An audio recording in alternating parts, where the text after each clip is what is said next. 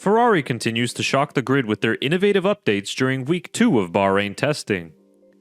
A day after debuting an aero element behind the exhaust aimed at improving downforce and lowering drag, Day 2 of testing saw all eyes on the rear wing of the SF26. The updated rear wing now sees the upper wing flap rotate around a central pivot point instead of the rear used previously.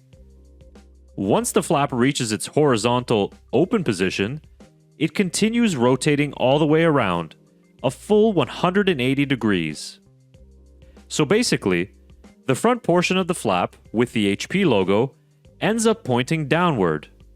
The rear portion, with the IBM logo, ends up pointing upward. Because of this rotation, the trailing edge, when open, is effectively the leading edge when closed. This creates a different shape profile when the wing is deployed, which could influence how the airflow expands off the rear of the car. It's an extremely innovative way of opening the rear wing that no other team on the grid has shown so far. So what are the advantages of this for Ferrari? According to some telemetry data, Ferrari can gain 8 to 10 kilometers an hour more on the straights compared to the others, thanks to the new rear wing configuration. But not everyone sees the advantages of this little trick. Former F1 engineer Ruth Buscombe said on F1 TV that teams believe the trade-off is not worth it, as with this rear wing, you lose on acceleration. This is an extreme active aero solution that was evident by the fact that Lewis Hamilton was stuck in the pits almost all morning after only completing 5 laps.